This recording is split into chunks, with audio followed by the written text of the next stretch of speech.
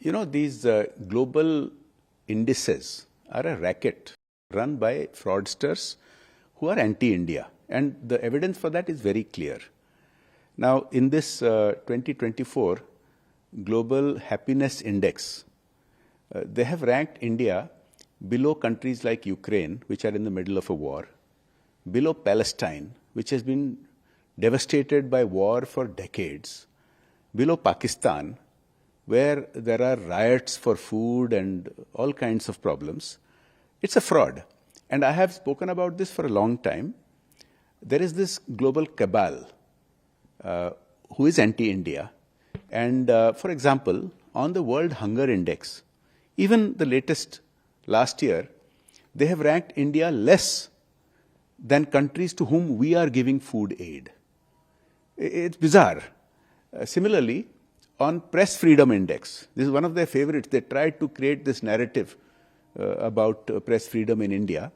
They have ranked India's press freedom less than countries in the Middle East which are in the middle of war, which definitely do not have press freedom, where hundreds of journalists have been abducted and killed without trace. So it is very obvious that they have an agenda which they are pushing.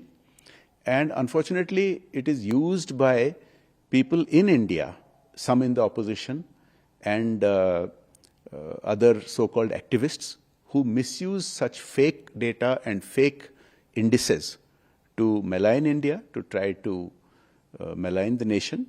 But this is something that people should not fall for. I have been speaking out against this for a long time. I urge all right-thinking Indians to look at the data and see how bizarre these so-called indexes are and not fall for that trap.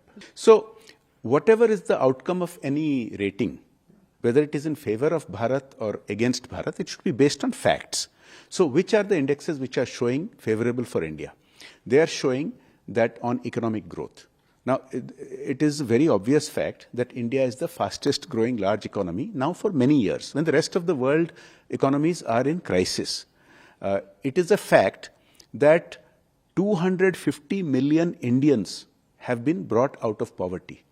It is a fact that extreme poverty has fallen below 1% in India under the Modi government. So it is but natural that all these indices should show India doing very well.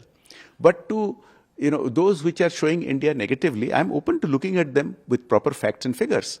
Now, if you say that press freedom is below countries where war is going on, where hundreds of journalists are being abducted and killed, then it's not at all based on facts.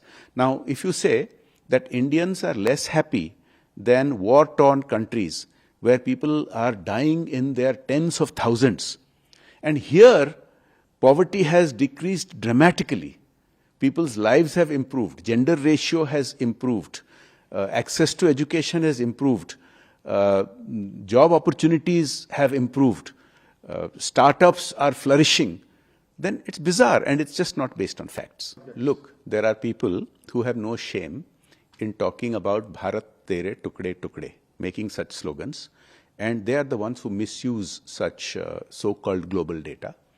And there are those who align with them. There are people in the opposition who stand with the Bharat Tere Tukde Tukde gang who want to malign India. I'm sure there are also some well-meaning people who get taken in, who get conned. They don't realize that these indexes are fake.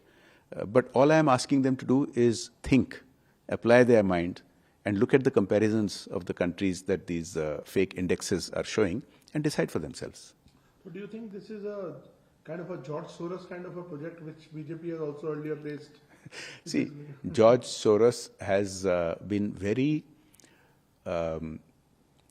much talked about for his very active campaigning for political causes with his own interests at heart. And he has openly said he wants to do regime change in India. So it would not surprise me if he is involved in funding some of these people who are creating these indexes, because he has indeed been involved in many ways trying to undermine and destabilize India, as well as some other countries. And the facts are out there.